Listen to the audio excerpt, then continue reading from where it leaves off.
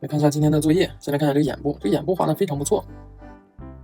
调子非常的细腻，把这个女性皮肤的这种细腻柔和的感觉都表现出来了，这个很好。包括这个眼部的造型、眼皮的厚度、睫毛这些画的都很好，都不错。包括这个眉毛表现的也非常不错。第一个和第三个基本上没有什么问题，主要是第二个。第二个的话，这块还是比较平，这个没有鼓起来，这种鼓起来的感觉。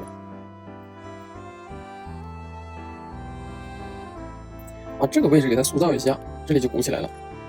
然后它这个双眼皮陷进去的这一层，这个形状可以给它表现一下，然后这块不要留白。这眼皮的亮度一旦跟这里一样，那这个形就不舒服了。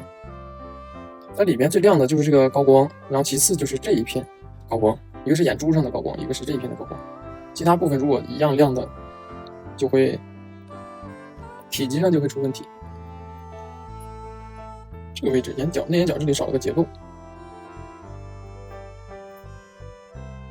其他就没有什么问题了。这个素描的手法画的这个眼部造型画的还是很不错的。然后就是在第二个这个图里边啊，这个眼角这里呢，白色的这块形状有点太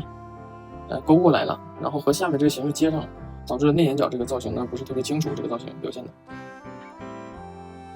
像这个地方的话，整个眼球鼓出来了，这个地方虽然说稍微有一点点亮的地方在这里，但是不能把整个形都画得这么亮，并且呢，它在这里是有一个结束的，这边也是在一个灰面里，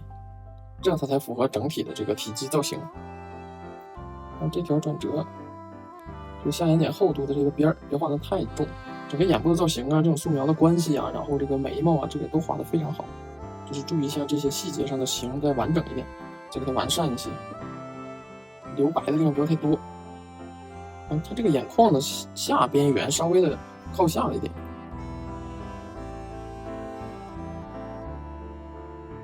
眼眶的形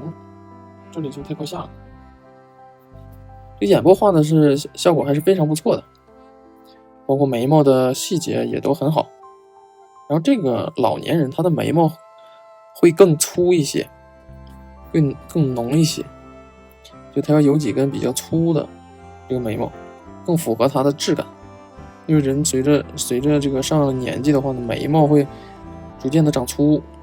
而且呢会变长。这个眼部的细节刻画非常好啊，画得非常不错。然后结构上呢基本上也没什么问题，就是这个位置它有一个灰面，是和鼻根的侧面接着的，它也属于眼部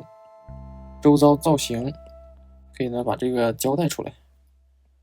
这个眼部画得很好啊，没有什么其他的问题。